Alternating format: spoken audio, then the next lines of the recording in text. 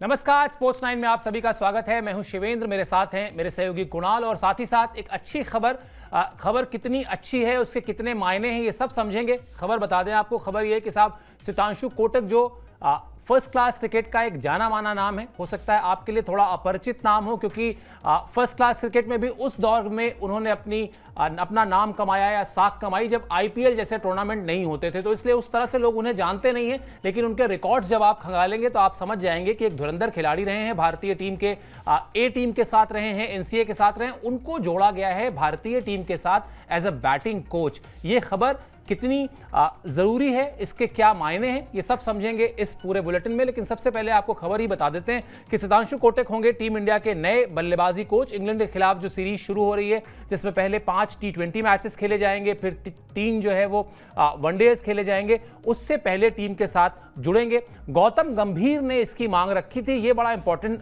Aspect है, इस पर कुणाल से बातचीत भी करेंगे।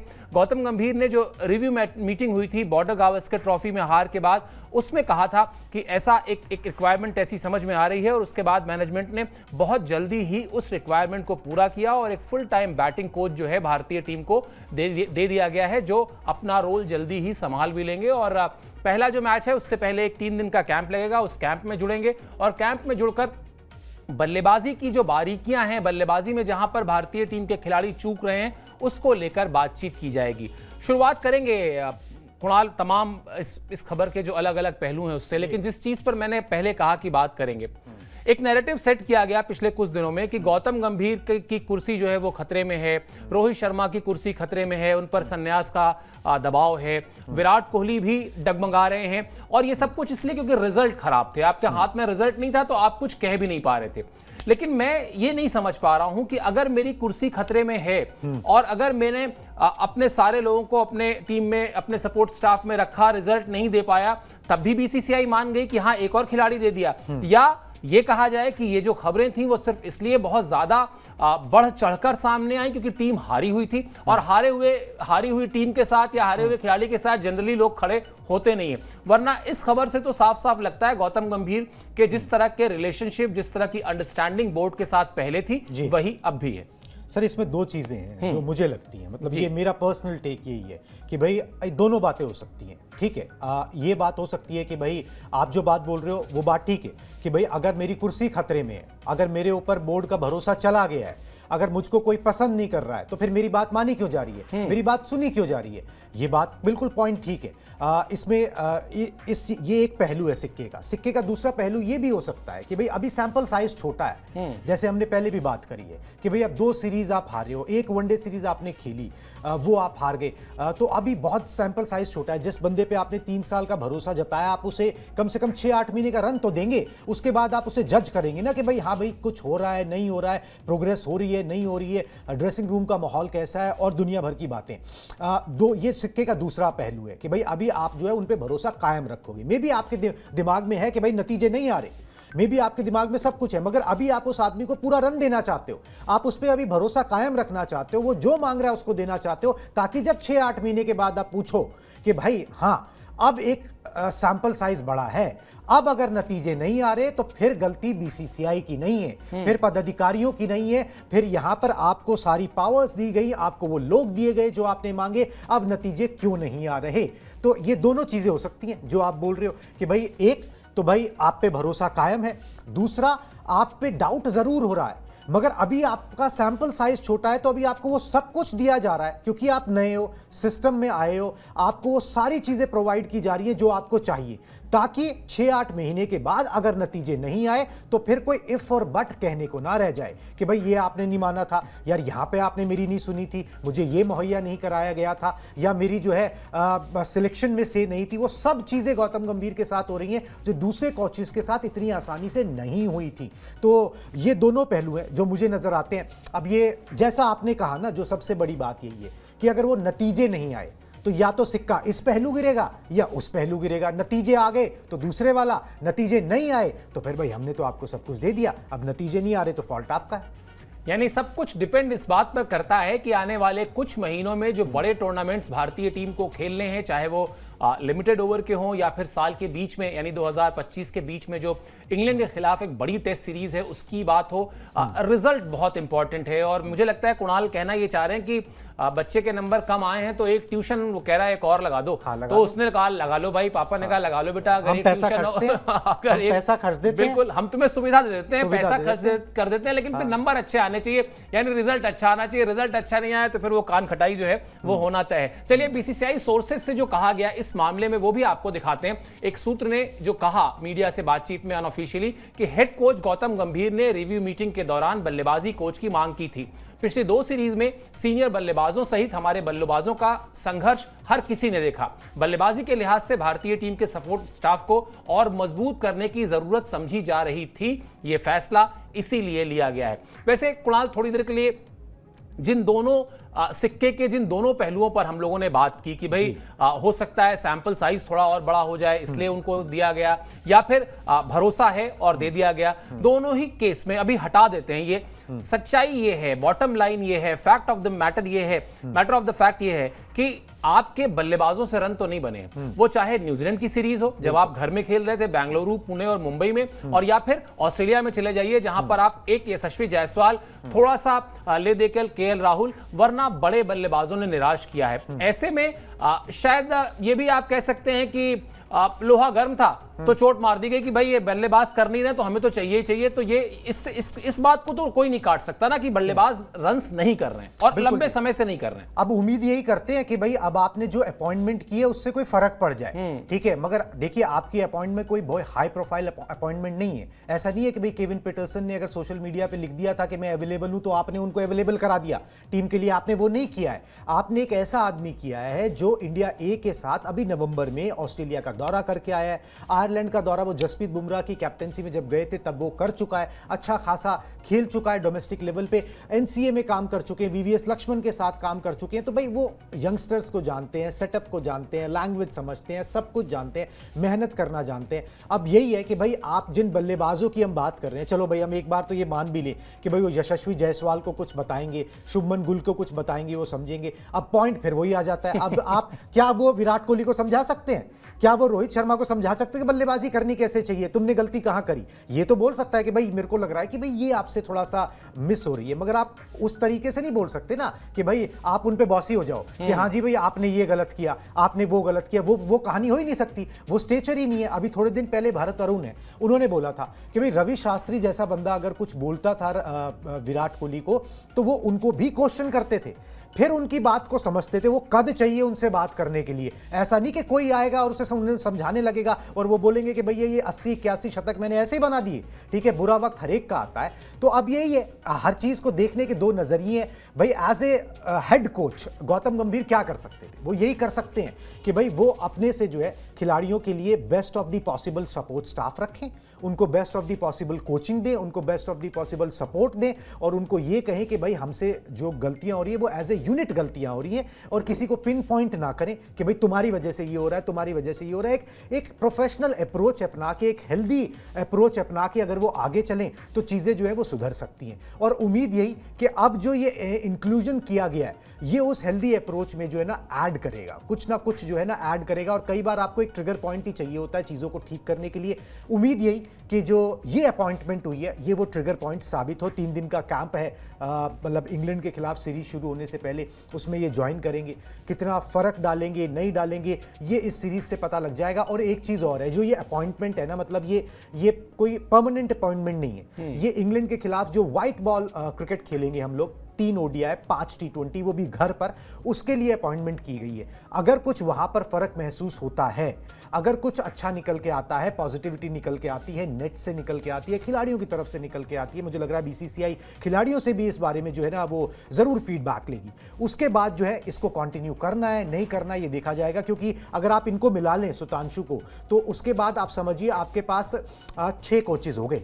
15 की टीम के लिए 6 कोच, जिसमें गौतम गंभीर इंक्लूडेड हैं। तो ये बहुत लंबा चौड़ा लाव लश्कर है और अच्छा खासा लाव लश्कर है, जिसकी ज़रूरत जो है ना आमतौर पर टीमों को पड़ती नहीं है। पास्ट में भी हमने देखा है, जो नतीजे देना चाहता है जिसने दिए हैं उसने बहुत कम रिसोर्सेज या जितनी चाहिए होती हैं लोग, भाई 2 असिस्टेंट कोचेज हो गए, एक गेंदबाजी एक बैटिंग और एक मुख्य कोच हो गया या डायरेक्टर हो गया, उस हिसाब से भी नतीजे आ गए। तो एनीवेज सुविधा है बीसीसीआई के पास ये सब कुछ देने की, तो वो मुहैया करा रहे हैं। अब ये नतीजा जो है वो खिलाड़ियों को देना है, हेड कोच को देना है। बिल्कुल। और कुणाल, शायद ये भी हो सकता है जो आप कह रहे हैं कि ये टेम्परेरी है, और अगर ये परमानेंट होता है तो नंबर ऑफ कोचेज या नंबर ऑफ सपोर्ट स्टाफ बहुत ज्यादा हो जाएगा। बिल्कुल। लेकिन क्या इसको इस लॉजिक से भी तो देखिए कि अब भारतीय टीम भी अलग अलग तरह की टीम में डिवाइड हो चुकी है। अलग अलग तरह से मेरा मतलब है, एक T20 का पूरा अलग बैच है। कई बार तो ऐसा होता है कि आपको गौतम गंभीर नहीं जा रहे हैं तो आपको VVS लक्ष्मण को भेजना पड़ता है। तो सपोर्ट स्टाफ अगर ज्यादा है एक खिलाड़ी के बढ़ने से कोई इस पर बहुत फर्क आ जाएगा? मुझे नहीं लगता। क्यों? क्योंकि टेस्ट टीम है आपकी, पूरा का पूरा एक अलग किस्म का वनडे का आपका ग्रुप ऑफ प्लेयर्स है, उसके बाद T20 की पूरी एक अलग टीम है। तो इस लिहाज से और साल भर कहीं ना कहीं क्रिकेट चल रही है। मतलब ऐसा नहीं कि टेस्ट सीरीज खत्म हो गई और भारतीय टीम बॉर्डर गावस्कर ट्रॉफी हार गई तो अब बैठे हुए हैं कि अब चलो 6 महीने बाद क्रिकेट खेलेंगे। क्रिकेट तो आपको लगातार खेलनी ही है। तो हो सकता है कहीं गौतम गंभीर ना हो तो सितांशु कोटक हो, कोटक ना हो तो अभिषेक नायर हो, नायर ना हो तो रेयान टेंडाश खाटे हो। तो इस तरह से मुझे लगता है शायद ये इतना बड़ा इशू मैं इसमें बस एक ऐड चीज करूंगा कि अगर ये मानसिकता है ना, तो फिर अगर आप ना फिर इंग्लैंड का फॉर्मूला अपनाओ जो इंग्लैंड ने अपनाया, कि उन्होंने अगर व्हाइट बॉल क्रिकेट के खिलाड़ी अलग चुने, कुछ 3-4 ही थे, जो 3 थे मुश्किल से जो कि दोनों फॉर्मेट खेलते थे, आपने एक डिस्टिंक्शन पैदा किया, आप उनके कोचेस भी अलग कर दो। फिर एक के ऊपर ना फिर वो मत फैलाओ कि भाई आपने एक 6 बंदों का एक ग्रुप बना दिया जो कोच करेंगे। मुझे से एक ना चीज याद आती है, IPL का ही उदाहरण मैं दे देता हूं। जब मुंबई इंडियंस के अंदर ना बहुत सारे कोचेस हुआ करते थे, ठीक है, बहुत सारे खानसामे अच्छा खाना बना देंगे, इसकी कोई गारंटी नहीं होती। उल्टा जो होता है ना वो चीजें खराब हो जाती हैं कि कोई कहता है भैया ये ज्यादा डाल दो, कोई धनिया ज्यादा डाल देता है, कोई गरम मसाला ज्यादा डाल देता है, तो फिर वो एक चीज फ्लेवर जो है ना वो निकल के ही नहीं आता। उससे बेटर ये होता है कि एक आदमी पे भरोसा जताओ, उसको बोलो, थोड़ा वक्त दो उसको, और उसका जो भी वो बना रहा है उसको बोलो कि भाई इस टेस्ट में ये थोड़ा सा और ऐड कर दो, थोड़ा मसाला और होना चाहिए, थोड़ा तीखा और होना चाहिए, तो फिर वो सुख शांति से कर भी लेगा। चलिए, तो देखिए कितनी सारी चीजें यही निकल कर आ जाती हैं। एक ही खबर के कितने सारे आयाम, कितने पहलू समझ में आते हैं। चलिए आपको ब्रीफली बता देते हैं सितांशु कोटक हैं कौन, क्योंकि जैसा मैंने शो की शुरुआत में किया था, जिस समय फर्स्ट क्लास क्रिकेट में वो रन्स कर रहे थे उस समय IPL नहीं था, तो इसलिए उस तरह से लोग उन्हें जानते नहीं हैं। हालांकि वो भारतीय क्रिकेट के साथ, भारतीय क्रिकेट सेटअप के साथ लंबे समय से जुड़े रहे हैं। इंडिया ए के हेड कोच हैं, उसके अलावा नेशनल क्रिकेट एकेडमी से भी जुड़े रहे हैं। सौराष्ट्र के जब खेलते थे तो सौराष्ट्र के कप्तान थे, अच्छी रणजी ट्रॉफी टीम है सौराष्ट्र की। घरेलू क्रिकेट में बल्लेबाजी का ठीक ठाक अच्छा कद रहा है उनका। 15 शतक हैं उनके नाम फर्स्ट क्लास क्रिकेट में और 55 अर्धशतक हैं उनके नाम। तो ये रिकॉर्ड्स भी ऐसे हैं जो कह सकते हैं कि आप टेक्निकली एक साउंड खिलाड़ी रहे हैं, टेक्निकली एक अच्छे बल्लेबाज रहे हैं और ठीक ठाक रन्स उन्होंने किए हैं। मुझे ऐसा लगता है कुणाल, कई बार हम जैसे आपने शुरुआत में कहा, या बात बहुत वाजिब है वो कि चाहे वो सितांशु कोटक हो या कोई भी हो, वो जाकर विराट कोहली से क्या ही कहेगा, उनसे रोहित शर्मा से क्या ही कहेगा।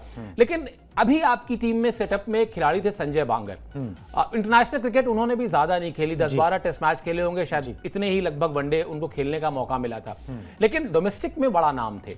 उसके अलावा क्रिकेट की बारीकियों को समझते थे, बल्लेबाजी की बारीकियों को समझते थे। इंटरनेशनल 100 उनके नाम एक ही था टेस्ट क्रिकेट में, लेकिन ऐसा नहीं है कि उनकी टीम के साथ ना निभी हो या वो इसी सेटअप ऑफ प्लेयर्स के साथ ना निभा पाए हो। मुझे पता नहीं क्यों ऐसा लग रहा है कि सितांशु कोटक जो है वो लाइकवाइज रिप्लेसमेंट हैं संजय बांगर के। उसी तरह के रिकॉर्ड्स हैं, उसी तरह का एक्सपीरियंस है, उसी तरह का एज भी है। तो कहीं ना कहीं शायद ये ठीक है, मैं फिर आपकी बात ही दोहरा रहा हूं कि ये ठीक है कि जाकर विराट कोहली से कहना कि तुम ऑफ स्टंप के बाहर की जो गेंद को खेल रहे हो उसमें ये गड़बड़ कर रहे हो, वो शायद कहने का तरीका जो है वो बहुत थिन लाइन है, एक बहुत ही बारीक सी रेखा है, जहां पर आप जाकर एक बॉसी होना जो आप कह रहे थे, या ये बताना कि लिसन मैं जो है कोच हूं और मैं तुम्हें बताऊंगा, या जाकर एक दोस्ताना सलाह देना कि क्या ऐसा करके देखें।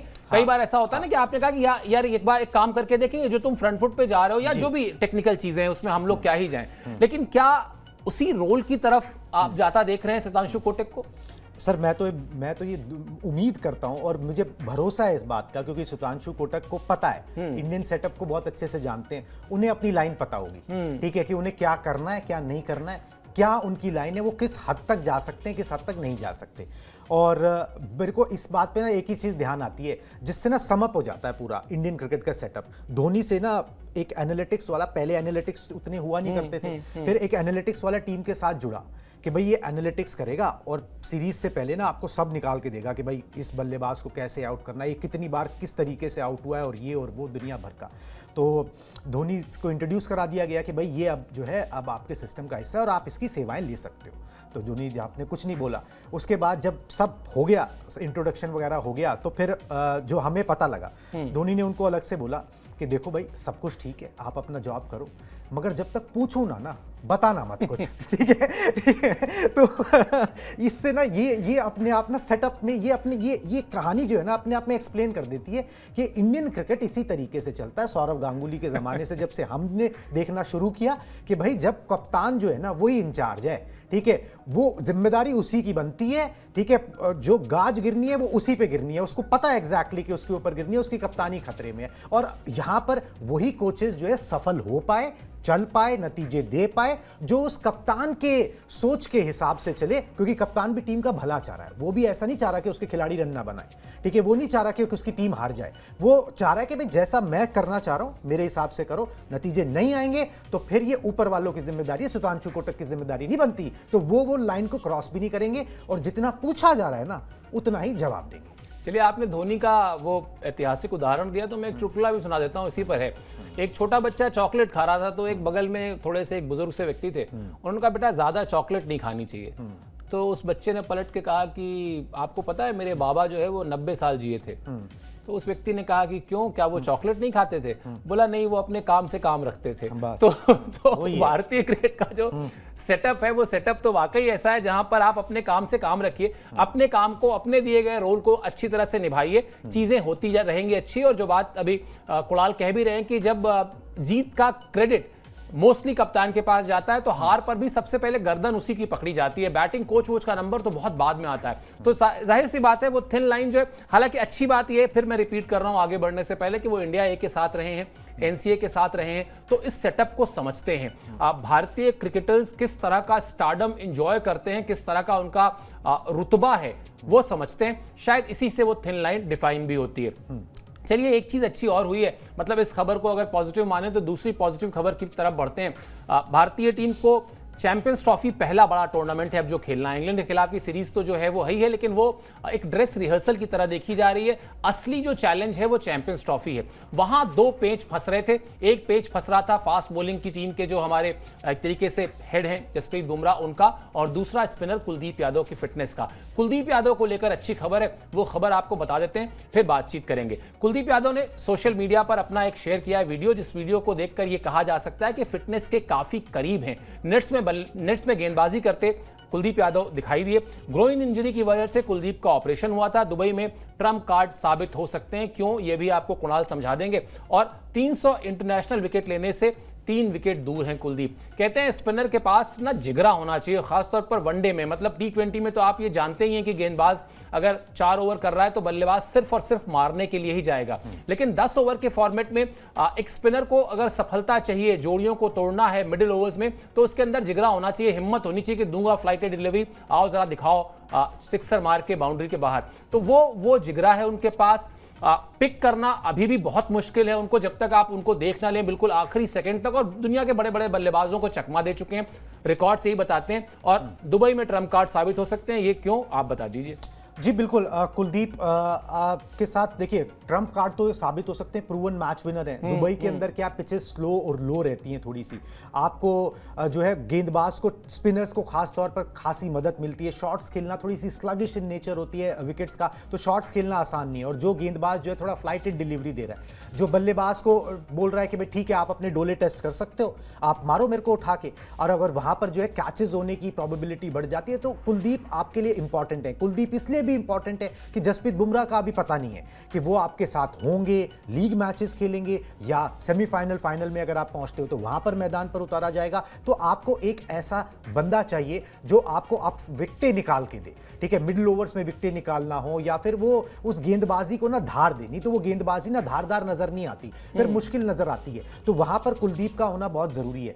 मगर इसमें कैच सिर्फ इतना सा है जो मुझे नजर आता है कुलदीप के केस में कि आपने एक जो है अनरिटन जिसे कहते हैं, मतलब एक रूल बनाया कि भाई जो भी गेंदबाज जो है, खासतौर पर तेज गेंदबाजों के लिए था कि भाई जो भी इंजर्ड हो जाएगा, जिसका ऑपरेशन होगा, वो एनसीए से फिटनेस सर्टिफिकेट लेगा, स्टेप 1। स्टेप 2, वो अपनी मैच फिटनेस घरेलू मैच खेल के साबित करेगा। अब कुलदीप यादव को प्रॉबेबली जो है फिटनेस सर्टिफिकेट मिल गया है, मगर मैच फिटनेस कहां उन्होंने साबित की? उन्होंने तो कुछ खेला नहीं है। या तो आप उनका सिलेक्शन करिए और आप उनको खिलाइए, तब तो वो बात बनती है, नहीं तो फिर आप अपने रूल से हट रहे हो और एक एक्सेप्शन क्रिएट कर रहे हो। आप कुलदीप के लिए वो करना चाहते हो, आप नहीं करना चाहते, ये आपको देखना है।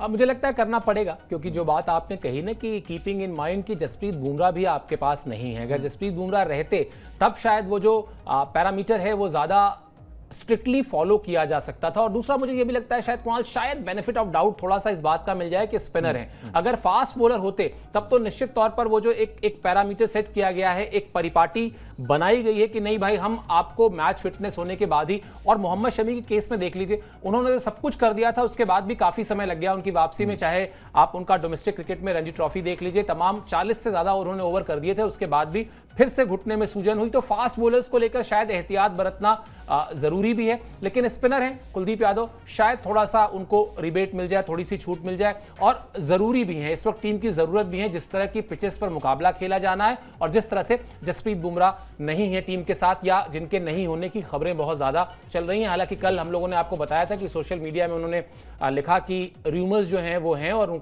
उन्हें पढ़कर हंसी आ रही है। तो वो तस्वीर अभी साफ नहीं है जसप्रीत बुमराह को लेकर। एक बार वो तस्वीर साफ हो जाए तो शायद और भी चीजें क्लियर हो जाएंगी, और इसीलिए वो एक हफ्ते का समय भी लिया गया है मेरे ख्याल से। जो 12 तारीख की बात थी आईसीसी की तरफ से, उसको 19 तारीख के आसपास जो ले गई है बीसीसीआई, वो इसलिए ले गई होगी कि जरा ये जो थोड़े बहुत इफ्स एंड बट्स हैं इस पर तस्वीर साफ हो जाए। चलिए एक और खबर फिटनेस से ही जुड़ी हुई है। हालांकि ये खबर इसलिए इंटरेस्टिंग हो गई क्योंकि एक तो नाम बड़ा फैंसी है, आपने भी सुना ही होगा, योयो टेस्ट। खबर इसलिए इंटरेस्टिंग हो गई क्योंकि इसमें भी एक ट्विस्ट आ गया। ट्विस्ट ये आ गया कि जब गौतम गंभीर टीम के साथ थे तो उन्होंने इसका विरोध किया था। एक तरीके से कहा था कि नहीं, आप योयो टेस्ट तो फिटनेस का एक तरीके से पैमाना है ना, किसी खिलाड़ी के स्किल का, उसके टैलेंट का तो पैमाना है नहीं, तो क्यों सिर्फ इसे ही क्यों आधार बनाया जाए। लेकिन तब विराट कोहली कप्तान हुआ करते थे और उन्होंने कहा था नहीं, फिटनेस से तो कोई समझौता नहीं है साहब, फिटनेस तो आपको मेंटेन करनी ही पड़ेगी। अब ऐसा कहा जा रहा है कि फिर से वो योयो टेस्ट जो है वो वापस आ रहा है। इंट्रोड्यूस तो करना नहीं कहा जाएगा, वापसी करने वाला है। तमाम नियम वापसी कर रहे हैं वो, मतलब एक वो भी हमने पढ़ी लिया अभी कुछ दिन पहले कि वाइफ्स भी जैसे पहले लंबे लंबे टूर पे, पूरे टूर पे साथ रहती थी, वो भी अब नहीं है। अब लंबे दौरे पर भी 2 हफ्ते के लिए ही होगा। तो उसी में एक स्टेप ये भी है, बीसीसीआई की रिव्यू मीटिंग में फिटनेस पर जोर दिया गया था। टीम इंडिया में योयो टेस्ट की वापसी हो सकती है।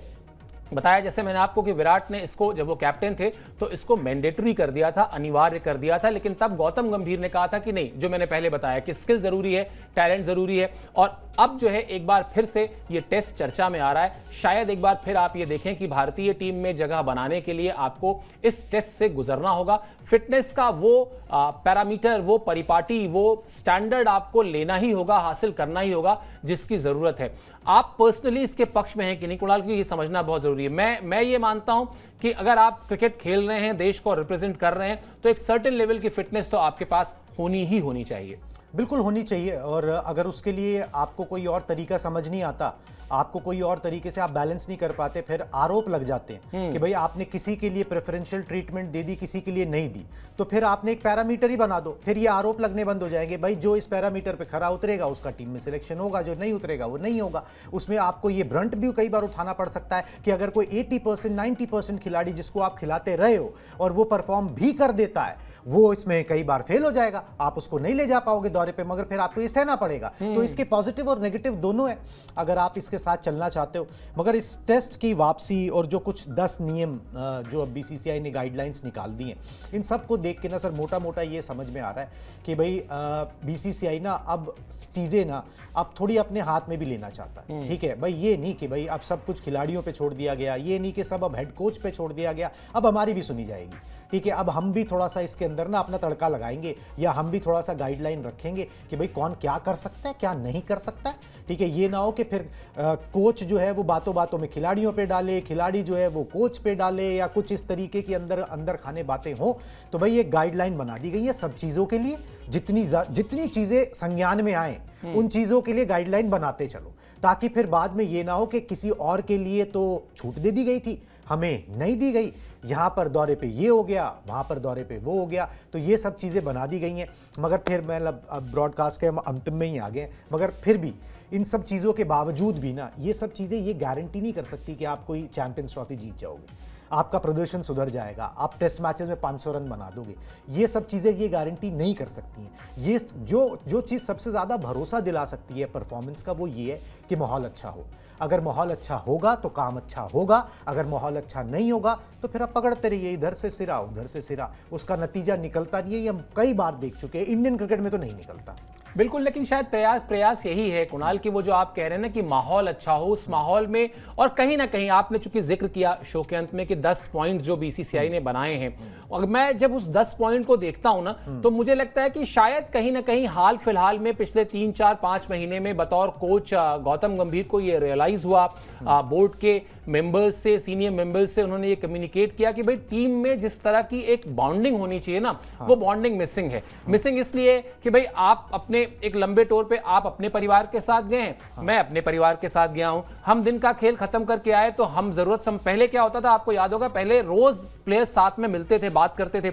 अब आप अपने परिवार के साथ घूमने निकल गए, मैं अपने परिवार के साथ घूमने निकल गया, मैंने अलग डिनर किया, आपने अलग डिनर किया, अगले दिन सुबह फिर हम आगे टीम बस में एक साथ। लेकिन वो जो मैच को लेकर बातचीत होती है ना कि यार हमारे पास 50 रन की लीड है, अगर हम कल इसको 200 तक कर ले जाए ना, आपने कहा नहीं 200 नहीं 150 भी हो जाए ना, हमारा 150 बहुत है। ये सब जो चर्निंग होती है ना, वो चर्निंग का शायद जितना समय आपको प्लेयर्स आपस में एक दूसरे से बात करके निकालेंगे, वो समय कहां से मिलेगा आपको? वो समय तभी मिलेगा जब आप साथ में उठेंगे, बैठेंगे, और जितने नियम बनाए गए हैं, चाहे वो मैनेजर का साथ में ना रहना, फैमिलीज को ज्यादा समय साथ में ना देना, टीम के साथ ही ट्रैवल करना, वो जो अलग अलग चले जाते हैं, साहब मेरे तो चाचा जी आ गए, मैं जा रहा हूं चाचा जी के साथ। पहले तो बहुत अच्छा, चूंकि बायलेटरल टूर्नामेंट में इस तरह से आईसीसी की भी वो नहीं होती है, वरना आईसीसी का टूर्नामेंट है तो वहां तो थोड़ी सख्ती ज्यादा होती है, क्योंकि वहां पर फिक्सिंग से लेकर तमाम चीजों पर बड़ी पैनी निगाहें रहती हैं, साफ इंस्ट्रक्शन होते हैं, किसी अपरिचित से मत मिलिए, किसी एक्स से मत मिलिए, किसी वाई से मत मिलिए।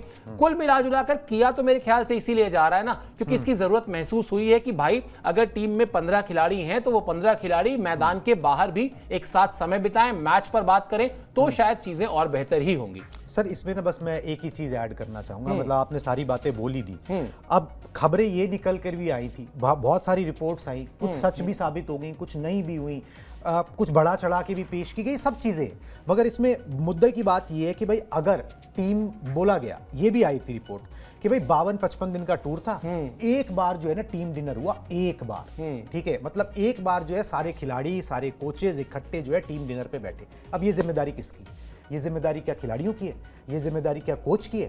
या ये जिम्मेदारी कप्तान की? किसकी जिम्मेदारी है कि भाई वो जो टीम बॉन्डिंग है वो नजर आए? मतलब क्या जबरदस्ती बैठा दिए जाएंगे? बच्चे हैं ये कोई, मतलब नर्सरी केजी के, कि हाँ जी भाई लाइन में आ जाओ, बैठ जाओ, अपने अपने टिफिन खोलो, अपने अपने टिफिन खोल लो, ठीक है। अब ये जिम्मेदारी किसकी बनती है? ये जिम्मेदारी आप उसको गाइडलाइन में आप दिखाई नहीं सकते ना भाई, हाँ भाई टीम में आपको जो है लंच टाइम 1:30 से 2 बजे तक का है, सब लोग हाजिर हो जाए, ऐसा नहीं बोला जा सकता है ना। अब ये जिम्मेदारी तो भाई वो कल्चर जो है ना, वो जो सबसे ऊपर मुखिया बैठा है उसी का है, कि उसी को वो कल्चर पैदा करना है। रवि शास्त्री ने किया था ना वो कल्चर पैदा, कि भैया दोस्तों की तरह बिहेव किया जाता था, ठीक है, शाम को बातें भी की जाती थी, डिनर भी किया जाता था, ठीक है, आपस में घुला मिला भी जाता था, लोग बात करना चाहते थे, अपनी बातें लेकर आते थे, वो दोस्ताना तरीके से बिहेव करते थे। ऋषभ पंत को भैया आउट होके आ गए तो उनको बोल दिया कि भाई यार मैं बोर हो गया हूं, किसी और तरीके से आउट हो जाए, इस तरीके से मत हो, ठीक है। ये कौन लेके आएगा? ये आपको लाना पड़ेगा, जो हेड है। अगर वो वहां पर मैथ्स लेके बैठ गया कि 2+2 4 है, तो फिर करते रहो, फिर तो ये गाइडलाइंस जो है और 10 निकाली जाएंगी। 2 एक इंग्लैंड का दौरा है, 5 टेस्ट मैच वहां पे आ जाए, 10 और गाइडलाइन आ जाएंगी। परफॉर्मेंस उससे नहीं सुधरेगी, ये मेरा टेक है। परफॉर्मेंस तब सुधरती है जब आप वहां पर एक टीम बॉन्डिंग के जो है ना वो सेशंस करते हो और अपना व्यवहार भी उस तरीके से करते हो, और इसमें सबकी जिम्मेदारी है। बिल्कुल, और शायद ये भी होता है कि जब आप जीत रहे होते हैं ना तो आपका एक दूसरे के साथ समय बिताने का मन भी करता है। जब आप हार रहे हो ना तो आंखें चुराते हैं, एक दूसरे से मिलने का मन नहीं करता। आप उस दिन, जिस दिन यशस्वी जायसवाल जो है रन आउट हुए थे, उस दिन उनके साथ बैठना चाहिए था टीम को, मुझे ऐसा लगता है। जो उनके ऊपर गुजरी होगी उस मैच में, जहां पर श्योर शॉट वो 100 करते और सीरीज को डिफाइन कर देते, अलग कर देते। लेकिन चलिए, वो जो नहीं हुआ उसकी क्या बात करनी है। लेकिन हाँ, ये फैक्ट है कि आप इन खिलाड़ियों को अगर बल्लेबाजी का अंदाज नहीं सिखा सकते हैं तो आप इनकी दिनचर्या, इनकी रोजमर्रा की जिंदगी में भी ना ढेर सारे फुल स्टॉप, ढेर सारे ब्रेक, ढेर सारी उंगलियां नहीं उठा सकते। आपको इनको रोहित शर्मा की ही बात है, मेरे ख्याल से वही सबको सम अप कर देगी कि जब ड्रेसिंग रूम हैप्पी रहेगा तो जीत अपने आप आती है। उस ड्रेसिंग रूम को हैप्पी बनाना है, यही शायद सबसे बड़ा इस वक्त चैलेंज भी है भारतीय टीम के सामने। वो चैलेंज अगर क्रॉस हो गया तो फिर रिजल्ट्स अपने आप मिलने लगेंगे। चलिए, हम अपनी तरफ से तैयारी करके रख रहे हैं पूरी चैंपियंस ट्रॉफी की। उसके पहले ये जो लिमिटेड ओवर्स की सीरीज है इंग्लैंड के खिलाफ, उसकी भी आपको स्पोर्ट्स 9 को सब्सक्राइब कर लेना है। बाकी इस शो में आप हमसे जुड़े इसके लिए मेरी और कुणाल की तरफ से बहुत बहुत शुक्रिया, बहुत बहुत आभार।